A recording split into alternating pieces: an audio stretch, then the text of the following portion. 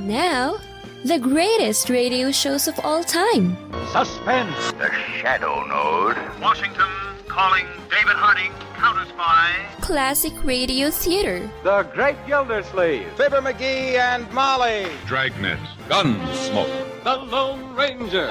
Now, step back into a time machine with your host, Wyatt Cox. Good evening, friends of the Inner Sanctum.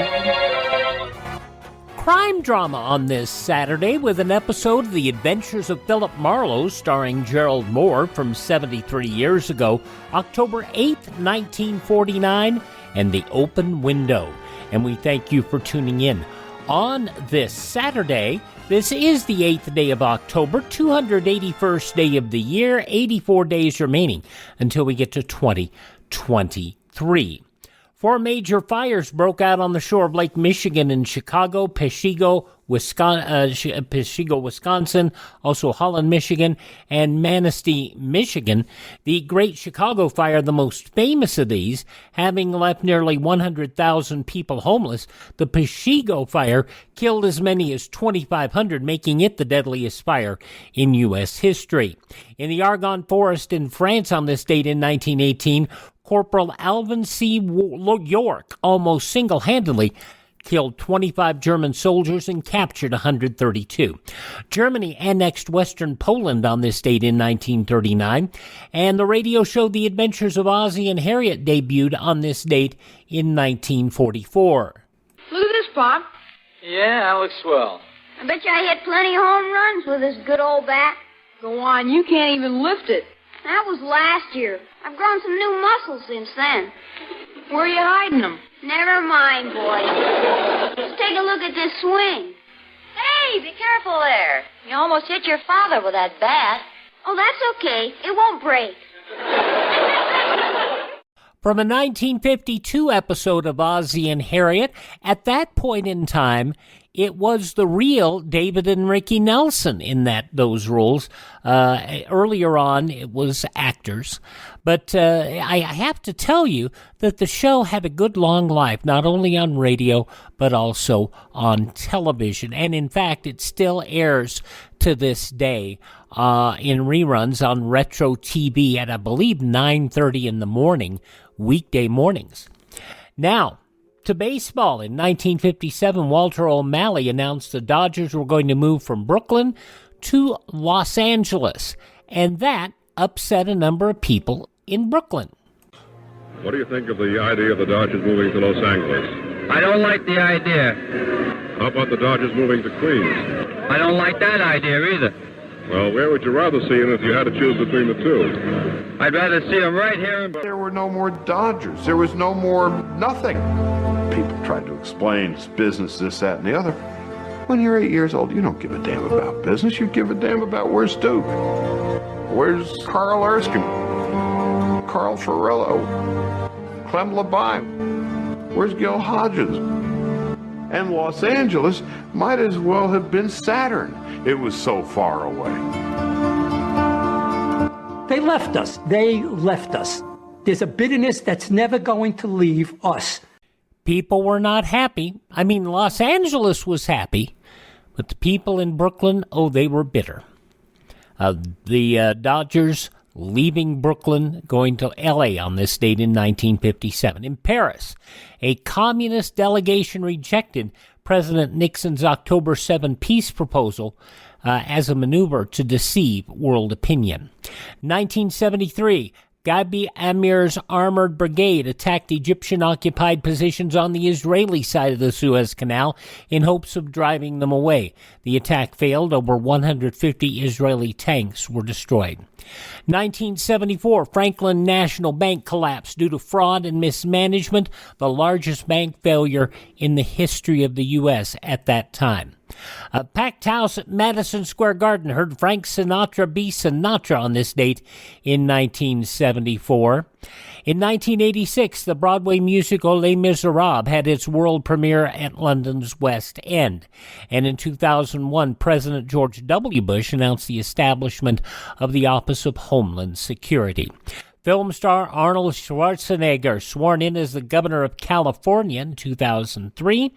Previous Governor Gray Davis had been ousted 3 years before the official end of his office term as a result. 2014, Thomas Eric Duncan, the first person in the U.S. to be diagnosed with Ebola, died. And in 2016, in the wake of Hurricane Matthew, the death toll there rose to nearly 900. Passing away on this date, the first governor of Massachusetts, John Hancock, 1940 Republican candidate for President Wendell Willkie, Dr. Watson, British actor Nigel Bruce, actor-director Fernando Lamas, and chef Paul Prudhomme. Born on this date in history, famed pilot Eddie Rickenbacker, also Juan Perón, the Argentinian president, actor Kurt Allen, one of the early Superman actors, also union organizer Gus Hall, and singer Susan Rae, L.A. International Airport. Gossip columnist Rona Barrett, 86 years old today. Crocodile Dundee, Paul Hogan, 83. Jesse Jackson, 81 today. Chevy Chase is 79. Also from Goosebumps, R.L. Stine is 79. From The Better Sex and Real People, host Sarah Purcell, 74, actress Sigourney Weaver, 73, from Kool and the Gang, Robert Kool Bell, 72, Remington Steele, Stephanie Zimbalist is 66, gospel singer CeCe Winans is 58, from CSI Miami and The West Wing, Emily Proctor, 54, actor Matt Damon is 52, The Miz, Mike Mazzani is 42, actor Nick Cannon, also 42 today. Singer Bruno Mars, 37. From Castle, Molly Quinn is 29. 2.5 Men star Angus T. Jones, he was the half, 29 years old.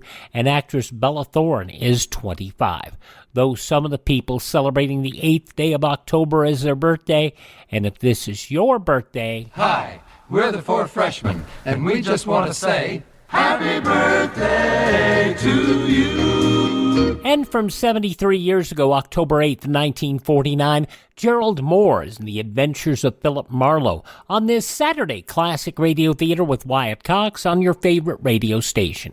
You know, it's true. Difficult times have a way of focusing us. We have to think about what matters most when it comes to our spending, our health care. No doubt. This is why so many people are joining Medishare right now. Medishare is a trusted way to save up to 50% on your monthly healthcare costs. More than 400,000 people have already made the switch. It's pretty obvious why, too, especially now during this challenging season with healthcare costs and out-of-pocket expenses going up. Medishare can save you a lot of money. The typical family saves $500 a month.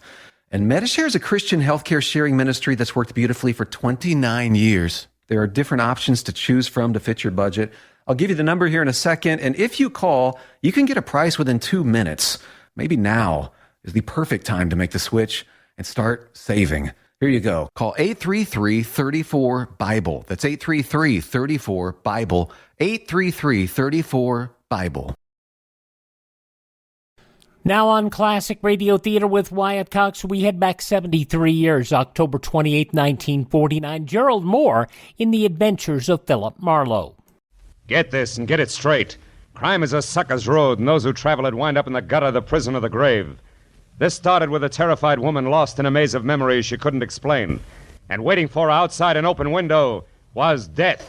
From the pen of Raymond Chandler, outstanding author of crime fiction, comes his most famous character in The Adventures of Philip Marlowe.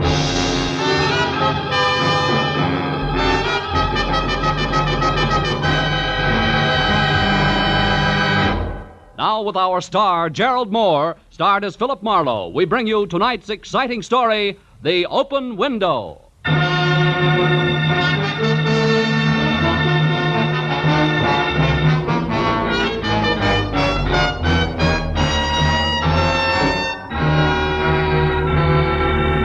California's a year-round kind of place, where each day blends into the next with a sort of sunny indifference. But the one just past had been a little special. It was the cool, crisp autumn weather that reminded you of the East, where autumn meant kicking your way through knee-deep drifts of brown and yellow leaves, along a rutted country road that hinted of adventure at every turn. Yeah, that's the kind of a day it had been. But now, at a little past 8, as I stood at the window of my third-floor apartment and stared out over enough improved Los Angeles real estate to house maybe 500,000 people that tonight I wanted no part of, because the world was out there minding everybody else's business, while I was in here minding my own. In here, everything was in order and cozy.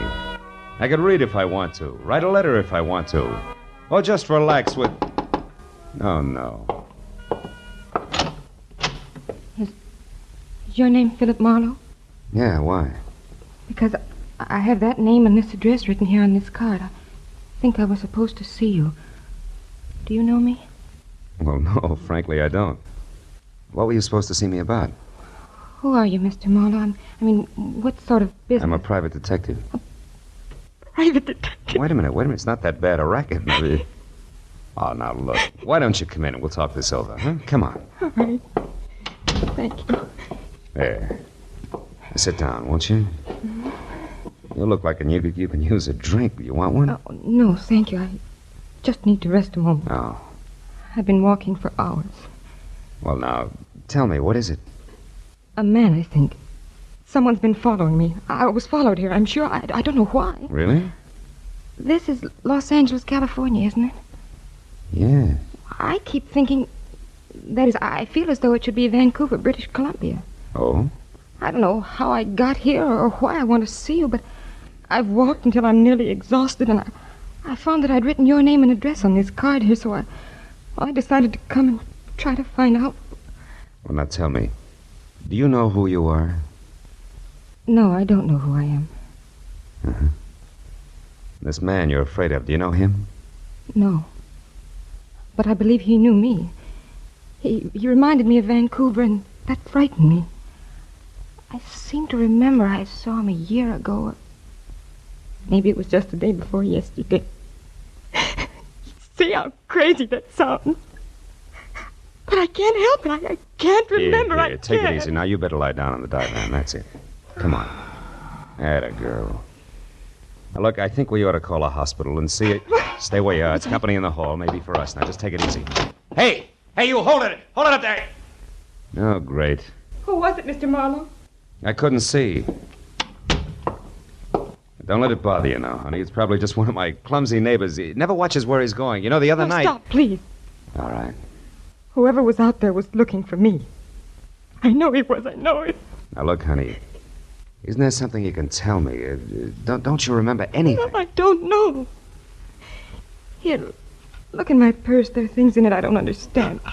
Maybe there'll be some help. Key. Address on a piece of brown paper. 8400 North Virgil. Tompkins. Does that mean anything to you? No. Little snapshot album with one of the pictures missing. Wait a minute. I remember now. That was stolen. Good. But I don't remember what the picture was. Oh, please try to find out who I am and why I'm being followed. Please try to find out why I'm afraid. All right, baby. Now, you stay here till I get back, huh? I won't bother anything. I'll wait right here. Oh, I'm so tired. I'm so tired.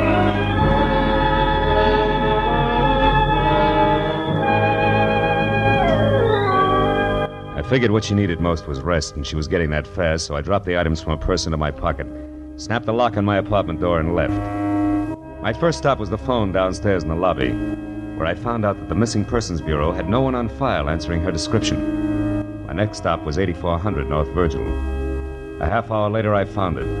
A crumbling stucco rooming house in a welter of knobby hills, huddled with other ramshackle houses that years ago had abandoned any hope of beauty, in the face of the leaky, bobbing oil wells that had invaded the neighborhood like a horde of huge, greasy grasshoppers. I walked past one of the creaking monsters in the front yard, then down a grimy hall to a door marked Manager, Jacob Philpotts, below which some neighborhood wag had penciled Stinks. Wasn't funny. But neither was Jake Philpotts. Yeah. What is this? Speak up, Sporty. I'm very busy killing a soldier. What's on your mind beside your hat? Okay, comic, I want to see Tompkins. Oh, you want to see Tompkins? That's what I said. Well, you're too late, Sporty. He's gone. Flew the coop. Took the 500...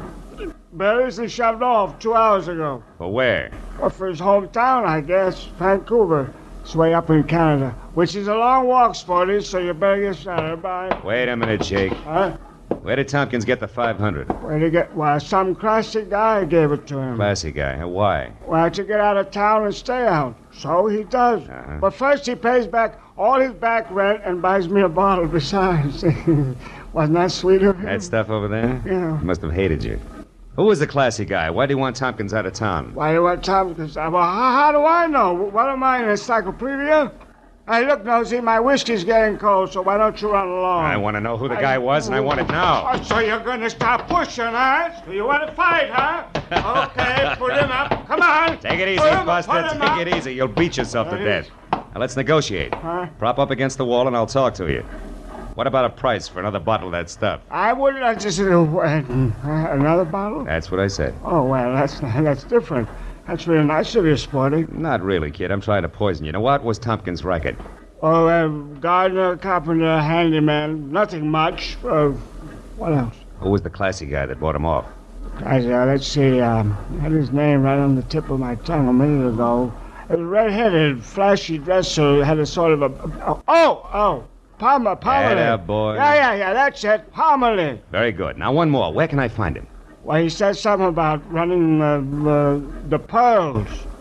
You get it? Yeah, it's a dive on Highland. Thanks, Phil Potts. Oh, but don't thank me, Sporty. You bought it, remember? This brand comes to $7.50 with tax. Don't kid an old kid or Jake. You can squeeze that junk out of sour potatoes. Here's sour a fin. Potatoes? And have a happy hangover.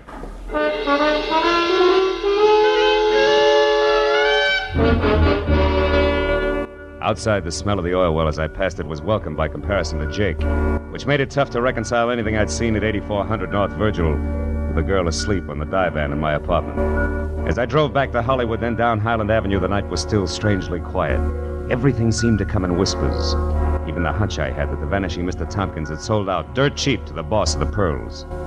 Near 3rd Street, I spotted the place, parked a ways beyond it, and walked back. It was one of those dumps that dealt in bad bar whiskey. Second-rate bop and a lot of darkness. I shook off a brace of lost weekenders on my way through. Made it up the stairs to the offices where a block of orange light on the floor and a two-tone conversation told me to stop, it's not just look, and listen. Time, baby. Alan, as they say in Missouri. Have to show you, huh? Uh-huh. All right, Norm, I will. You're not easy to get over. I still love you, and I've missed you. So when you dropped me for your stuffy broker friend, I did a little checking up, and I found out plenty. About Cooper? About Cooper Gerard. I don't believe you. Oh, but you should, honey. You see, Norma, it's not about him specifically, but about a woman. A woman who's all wrong, who spells trouble this deep, and I can prove it.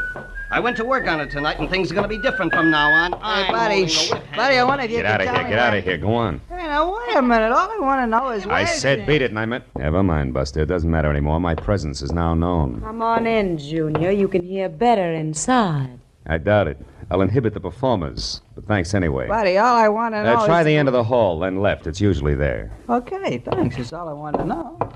Hello. Hello. What do you want, mister? Make it snappy. Okay. Why'd you pay Tompkins to leave town tonight? Tompkins?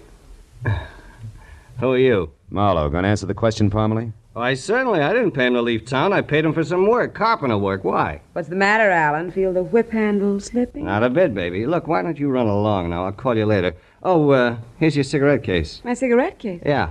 Take it with you. We'll get in touch later. Okay, Alan. Good night, Marlowe. Good night, Miss, Picasso. Not that it'll do you any good, Junior. That's a cute kid. Smart, too, All right. Why are you interested in Tompkins? Because a certain lady's interested. And a lady's name? None of your business. Okay. Go on. Miss Key. What door does it fit, Parmalee? How should I know? Have you got anything else? Isn't that enough? Not enough to worry about, Marlowe, so I suggest that you leave. And in case you have any doubts, this thing goes off awful easy. I see your point. Yeah. And I'd just as soon shoot as not, so start down those stairs and don't look back. I bust for a couple of the boys. They'll be at the bottom to help you out the front door. Oh, and Marlowe, take some advice. I don't like your type, so don't come back.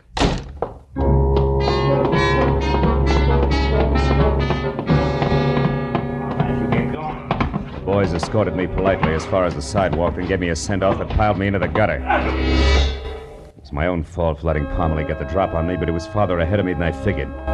In fact, I was lucky all I got was the bounce. I limped back to my car, got in and started home, but something about the trio of Norma Lacasso, Parmalee, and a broker named Gerard was off-center. And Gerard's connections were too strong to pass up.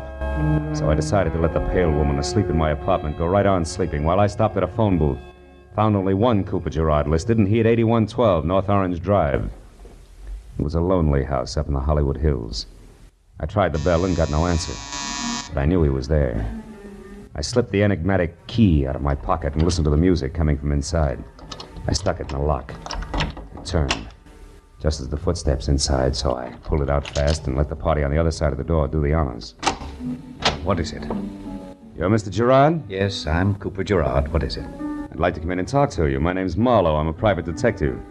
I've got a key that fits your front door, plus a little photo album full of a girl. Here. Why, that's Margaret's album and her key. You found her. Where is she? What's happened to her? She's safe. Come in the upper room. Right. So her name's Margaret, huh? Margaret what? Vesey. Margaret Vesey. But where is she? I've been frantic. I just called the police. She left the house this morning and didn't come back. It's late now, and in her condition, I'm afraid that What is Margaret's condition, Mr. Gerard? She was injured in an auto accident a year ago last July, up near Vancouver. It affected her mind. Oh, but please, where is she? We'll get the rest in a moment. October 8th, 1949, The Adventures of Philip Marlowe here on Classic Radio Theater with Wyatt Cox. The news from 73 years ago today comes up next.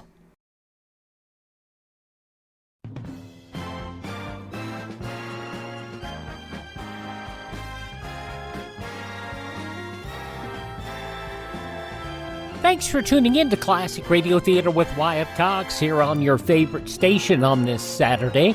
Adventures of Philip Marlowe, as it was originally broadcast Saturday, October 8th, 1949. In the newspapers of that Saturday 73 years ago, these were some of the headlines.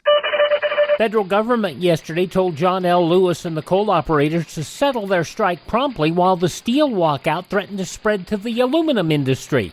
Federal Conciliation Director Cyrus S. Ching urged Lewis, United Mine Workers head, and the soft coal operators to resume negotiations early next week in an effort to end the 19-day-old coal strike. Ching warning each day brings the nation closer to the crisis. The Navy's #1 airman yesterday branded the proud B-36 Atom bomber as a billion-dollar blunder and charged that the Defense High Command is freezing the Navy out on decisions vital to victory in any future war. No sooner had Admiral Arthur W. Ranford, Pacific Fleet Commander and noted naval aviator, made his charges before the House Armed Services Committee that a move sprang up in Congress to curb Secretary of Defense Johnson's powers.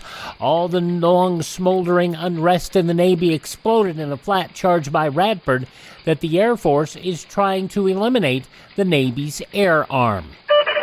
The Defense Department is showing some leniency toward the Air Force in its economy cutback, that according to Lieutenant General Joseph T. McNarney.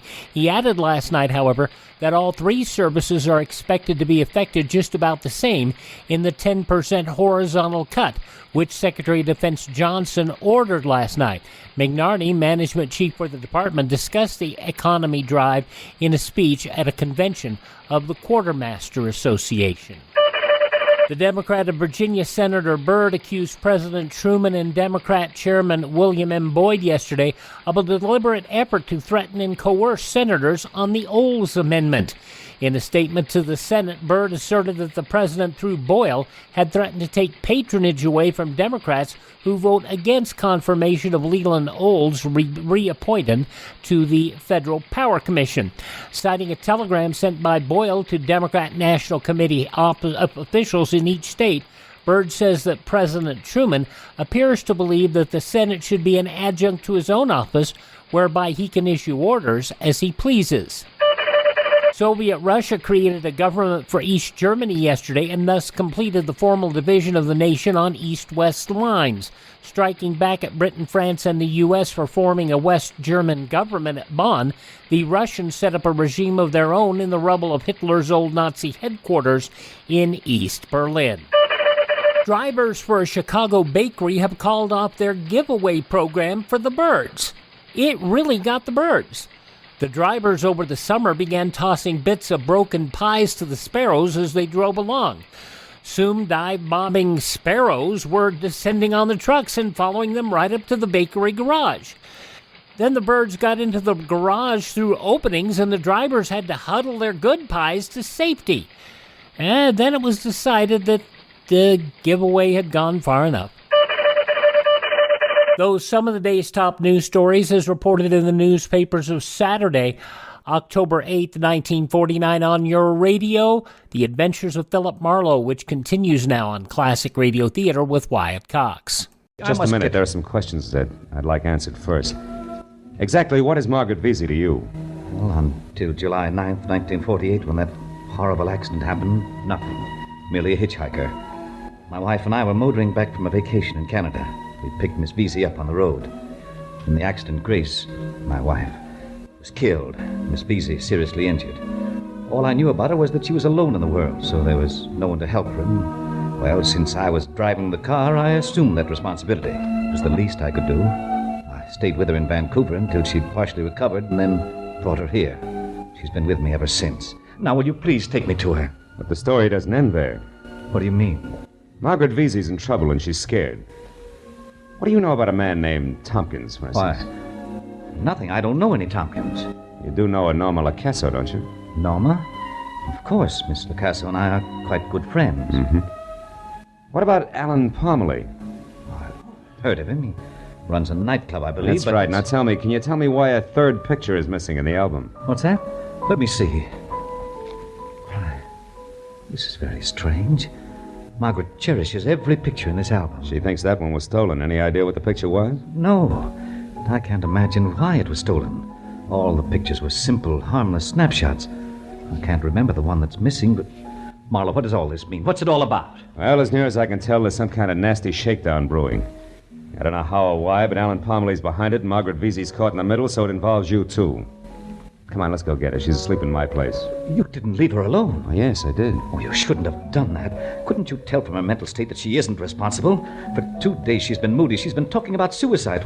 She might... Marlowe, if anything's happened... Come on, Gerard, let's travel.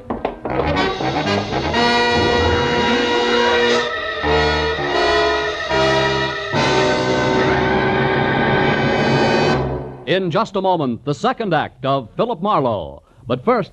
October 8th, 1949, The Adventures of Philip Marlowe on Classic Radio Theater with Wyatt Cox. On Sunday's Classic Radio Theater with Wyatt Cox, Stotts Cotsworth in an episode of Casey Crime Photographer, one of our new acquisitions that we got through those of you who donated to our Buy Me a Coffee campaign at classicradio.stream. But Casey Crime Photographer from 75 years ago, October 9th, 1947, The Wedding Breakfast. Baron de Pavel has been killed. Artie Mason had threatened the Baron and is found unconscious beside the corpse. Keep your eye on the butler and his cocker spaniel. That's coming up on Sunday's Classic Radio Theater. But now the conclusion of The Adventures of Philip Marlowe, 73 years ago, October 8th, 1949. Tune in this fall for the shows that you love best of all. Listen carefully. Here's the address. It's CBS. Now, with our star, Gerald Mohr, we return to the second act of Philip Marlowe and tonight's story, The Open Window.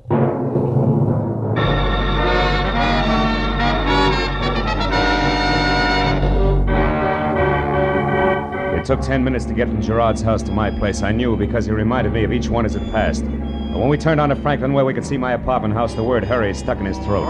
An ambulance was pulling away from a tight knot of people standing on the concrete driveway beside the building. And 3 floors above them, glowing like a single ugly unblinking eye, was the window of my own apartment wide open. Even before I could stop the car, Gerard was out and running toward the crowd. Who was in that ambulance? Some woman, mister. It was terrible. She fell out of that open window up there. Did you see it? No, nobody saw it happen. Yeah, it's bad, brother. They say she'd been laying here on the concrete for at least a half hour before anybody got to her. It's been so quiet around here tonight. I'm surprised. Wait, tell me, was she dead? Just about. They don't give her a chance. Come on, Gerard, let's go upstairs. The police are up there now. They're trying to find out just...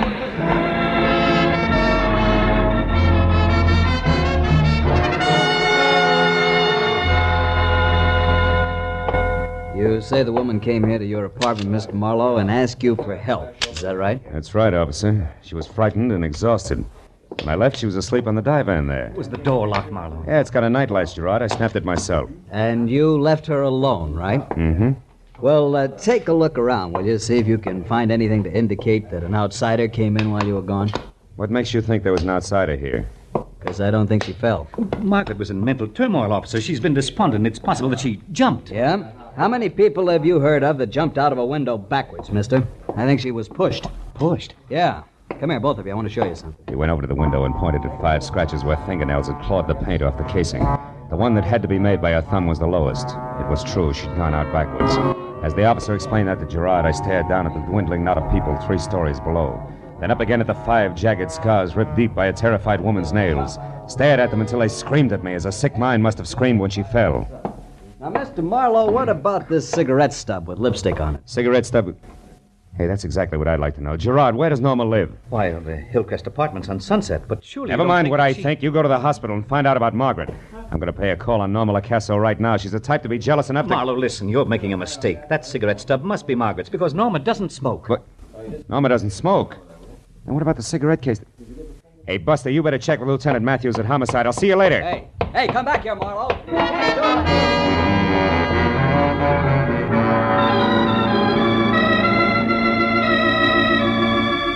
The Hillcrest Apartments fit Norma Lacasso to a T.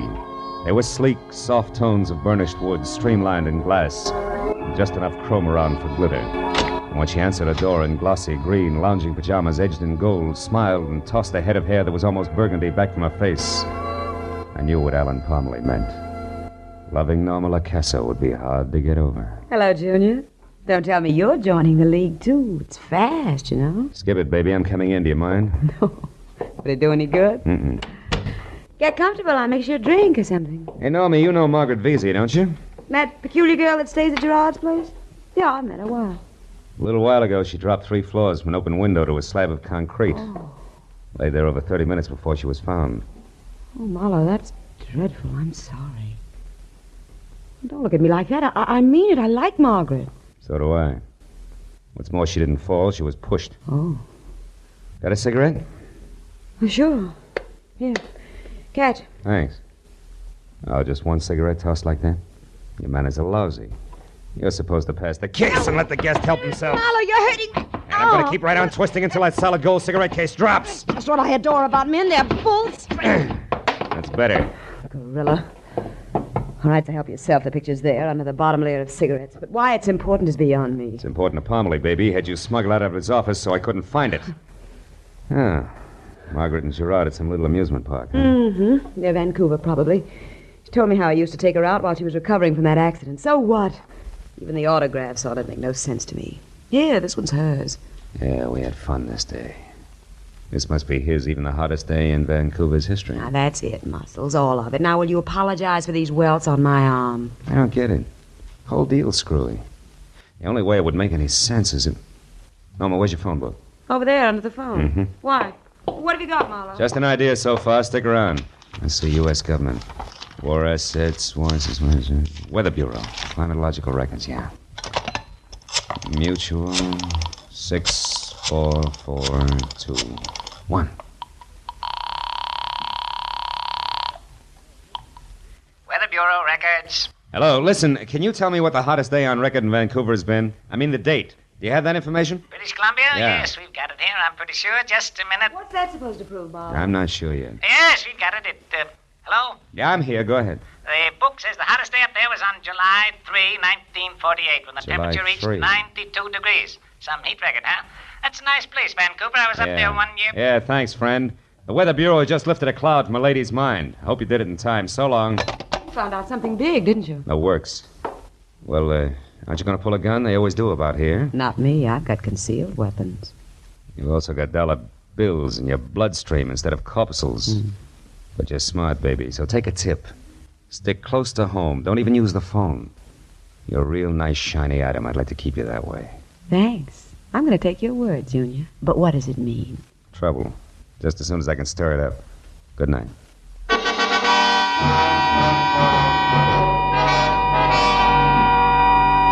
For Norma's and the time that had gone by, I figured my best bet was Gerard's place, but I was wrong. It was deserted, so I took the next best, which was Alan Parmley's The Pearls. It was well after 2 o'clock when I got there, and the club was closed, but the lights were on, the offices upstairs. I parked, slipped around to the back and up a flight of iron stairs to a metal door at the top. I pressed my weight against it and very gently turned the knob, then tugged softly, and it swung open without a sound. Voices in the same square of orange light on the floor said that Parmley's office was open again. So I eased my gun into my hand and moved until I could see him. A pair of jackals coming to terms over the carcass of a fawn. Since I know your little secret, Mr. Gerard, the proposition I'm offering you is perfectly fair. What is it? First, that you stop seeing Norma Lacasso. And I mean stop. Go on. Second, that you deliver $5,000 here to me by the end of the week. You must have got a lot of insurance on your wife, Gerard. Double indemnity, too. Am I asking too much? Blackmail leaves me no alternative. You're so right. How did you find out that she's not Margaret Vesey? A beautiful break. When you started seeing Miss Lacasa, I began checking up on you, and 2 days ago, that checking up led me to the strange woman you called Margaret Vesey and a character named Tompkins. Ever hear of him? No. An itinerant gardener was looking for work at your place. Also, Gerard, an itinerant gardener who knew your Margaret Vesey, who knew her as someone named Grace. And Grace Gerard, lest we forget, was your wife. When he called her Grace, it scared her. She couldn't do it, but I could. So I see. Where is this Tompkins now, Parmley? Don't worry about him. I sent him away. He'll keep his mouth shut. He used to be a gardener on the wealthy side of Vancouver where your wife lived. Small world, eh? Very small world. Now, wait a minute, Gerard. I'm going to kill you, Parmley. I knew something like this would happen someday. My wife was getting her memory back. She was beginning to remember things, to realize that she wasn't really Margaret Vesey at all, but that Margaret Vesey had died in the accident. And tonight, I pushed her out of an open window. The doctors practically assure me that she'll be dead by morning. She won't be missed, and neither will you, I'm sure. Next one's for your belly, Gerard, if you move 1 inch. You, Parmley, come around here. Wait me a desk. Come on. This time I'm glad to see you, Marlowe. You're the lesser of two evils. That's great. Well, it was a sweet story, fellas. Between you left out only one thing, the picture. You got it from the little album because you needed some tangible proof, didn't you, Parmley? And it cinched the deal because the accident happened on the 9th of July. But Gerard here had his picture taken with a supposed hitchhiker on Vancouver's hottest day, which was July 3rd. 6 days before he claims to have met the girl. Picture? How'd you manage the master stroke, Gerard? The switch in identities in the first place? Come on, talk! What are you? It was a mistake. Both Miss Vesey and my wife were in the car at the time of the accident. The car burned. Then, somehow or other, later at the hospital, Margaret Vesey, who died, was identified as my wife, Grace. And since her memory was gone, you made the switch complete and called your wife Margaret Vesey and left it like that. You know, Gerard, I hope you make a break for it. Just once before we get to headquarters. Let's go. You too, Parmley, move. All right, but you'll have a hard time sticking me, Snoop. I haven't done anything. Oh, yes, you have. Attempted extortion, and as of right now, you just incited a riot.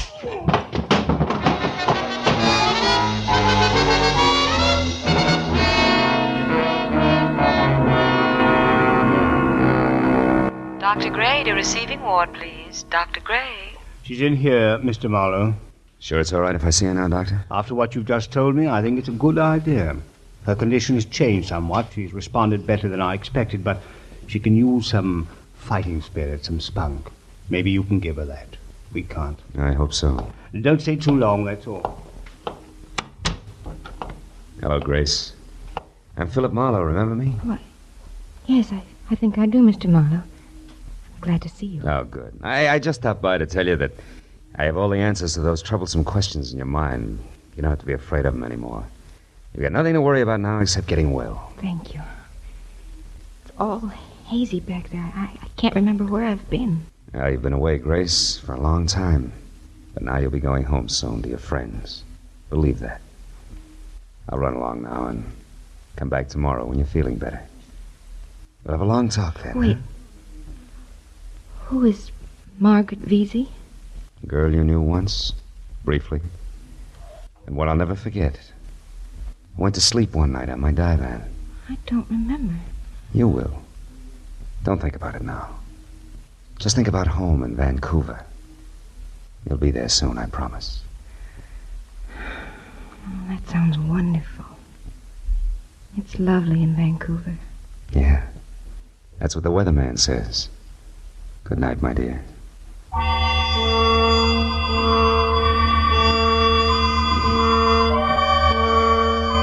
When I finally got home, the air in my apartment was thick, full of stagnant fear and stale tobacco smoke.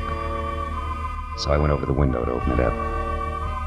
But there I stopped because I remembered standing at that same window earlier that evening. Standing there thinking how happy I was that the world was out there. And how happy I was to be inside, looking out. And then I saw again the 5 deep scratches on the casing. Inside looking out, huh? There was a guy once, a long time ago, who said something like, "No man is an island entire of itself." Yeah, about 300 years ago he said that. Any man's death diminishes me because I'm involved in mankind. Yeah, sure.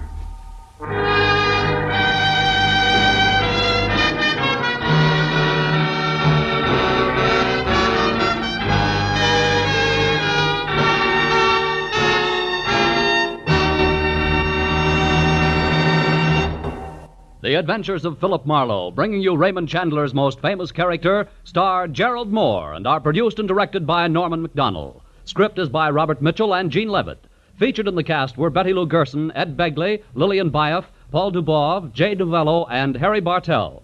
The special music is composed and conducted by Richard Orant. Gerald Mohr, The Adventures of Philip Marlowe, from 73 years ago, October 8, 1943, on Classic Radio Theater with Wyatt Cox. Now, you know we produce 21 hours of Classic Radio Theater every week.